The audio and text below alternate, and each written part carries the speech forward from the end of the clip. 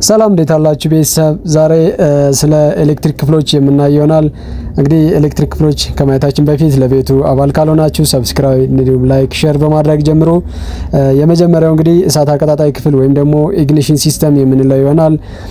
እዚህ ኢግኒሽን ሲስተም ላይ የተለያዩ ኮምፖኔንቶች አሉ። ወይም ደግሞ ከባትሪ ስንጀምር አንድ ባትሪ በውስጡ 35% ውሃና 35% ሰልፈሪክ አሲድ የሚይዝ ሲሆን እንግዲህ አንድ ባትሪ እስከ 12 ቮልት ነው ሊያመነጭ የሚችለው። ይሄን አነስተኛ ቮልት በማመንጨት ለቦቢና ወይም ደግሞ ኢግኒሽን ኮይል ለምንለው ያስተላልፍልናል። ኢግኒሽን ኮይል ወይም ቦቢና የምንለው ይህንን አነስተኛ ቮልት ወደ ከፍተኛ ከ10,000 እስከ 30,000 በማባዛት ቀጥታ ለዲስትሪቢዩተር የሚሰጥ ይሆናል። ዲስትሪቢዩተራችን ወይም አቫንስ የምንለው ይህን የተቀበለውን ከፍተኛ የተባዛ ኤሌክትሪክ ኃይል ለእያንዳንዱ ካንዴላ ገመድ ላዩ ላይ በተገጠመው ሮተር አማካኝነት እየተሽከረከረ ለእያንዳንዱ ካንዴላ ገመድ በቅደም ተከተል የሚያስተላልፍ ይሆናል ማለት ነው። እንግዲህ መጨረሻ ላይ ካንዴላ ገመዶች አማካኝነት ለካንዴላ ወይም ደግሞ ስፓርክ ፕላግ ለምንለው ይደርሳል። ይህ ስፓርክ ፕላግ በእያንዳንዱ ቤት ላይ ስፓርክ ወይም ደግሞ እሳት በመጫር ፓወር ስትሮክ ወይም ደግሞ ያልምት የምንለውን ያካሂድልናል ማለት ነው። ሌላኛው ካፓሲተር የምንለው ክፍል አለን። ካፓሲተር ማለት ፑንቲና ወይም ኮንታክት ፖይንት እንዳይቃጠል ወደ ራሱ ከመጠን ያለፈ ኤሌክትሪክ ኃይል ሲመጣ ቻርጅ አድርጎ የሚይዝልን ክፍል ካፓሲተር የሚባል ይሆናል። ሌላኛው ፑንቲና ነው። ፑንቲና እንግዲህ ይሄ ቦቢና ወይም ኢግኒሽን ኮይል የምንለው በስራው ውጤታማ እንዲሆን በማገናኘትና በማላቀቅ ፕራይመሪና ሰከንደሪ ዋይንዲንጎችን ማለት ነው በስራው ውጤታማ እንዲሆን የሚያደርግልን ኮንታክት ፖይንት ወይም ፑንቲና የሚባል ይሆናል ማለት ነው። ይህ እንግዲህ አሁን ያየነው እሳት አቀጣጣይ ክፍል የምንለው የቤንዚን ሞተር ላይ የሚገኝ ሲሆን ሁለተኛው ሞተር የማስነሳት ዘዴ ነው ወይም ደግሞ ስታርቲንግ ሲስተም የምንለው። ሞተር የማስነሳት ዘዴ አሁንም ስናይ እንግዲህ የመጀመሪያው ክፍል ባትሪ ነው። ባትሪ ቅድም እንዳየነው እንግዲህ ኬሚካል ኃይልን ወደ ኤሌክትሪካል ኃይል የሚያመነጭልን በመቀየር ኤሌክትሪክ ኃይል ኬሚካል ኃይልን ወደ ኤሌክትሪካል ኃይል በመቀየር ኤሌክትሪክ ኃይል የሚያመነጭልን ክፍል ነው ማለት ነው። እንግዲህ ሌላኛው ቁልፍ ነው። እዚህ ጋር ያለን ቁልፍ ኤሌክትሪክ እንዲተላለፍ ወይም ደግሞ እንዲቋረጥ የሚያደርግልን ኤሌክትሪክ ክፍል ነው።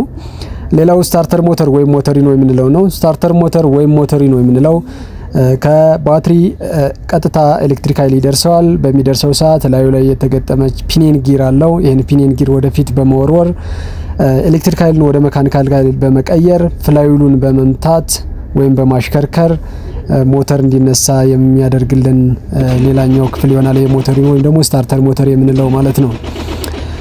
ሌላና ሶስተኛው ክፍል ባትሪን የመሙላት ዘዴ ወይም ቻርጂንግ ሲስተም የምንለው ነው።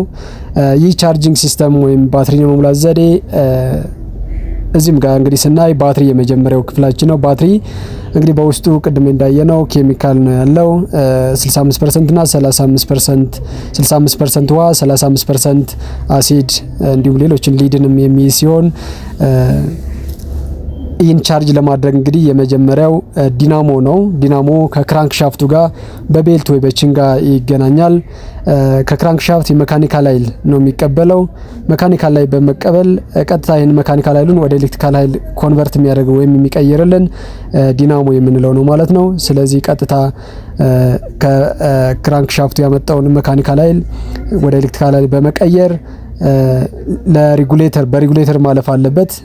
ይሄ ዲናሞ እንግዲህ ከፍተኛ የሆነ ኤሌክትሪክ ኃይል አመንጭቶ የተለያዩ ኤሌክትሪክ ክፍሎችን እንዳይጎዳ ሬጉሌተሩ ምን ማድረግ አለበት? ማመጣጠን መቻል አለበት ማለት ነው። ካልሆነ ሞተር ዙር በጨመረ ቁጥር ዲናሞ የሚያመነጨው ኤሌክትሪክ ኃይል በዛው ልክ ስለሚጨምር ቀጥታ ይሄን ኤሌክትሪክ ኃይል ወደ ተለያዩ ኤሌክትሪክ ክፍሎች ቢላክ የተለያዩ ጉዳቶችን ስለሚያደርስ ምን መሆን አለበት? በሬጉሌተር ማለፍ አለበት ማለት ነው። ወይም የሬጉሌተር ምንለው አመጣጥኖ ተገቢውን የሆነ ኤሌክትሪክ ኃይል ነው የሚያስተላልፍ ማለት ነው።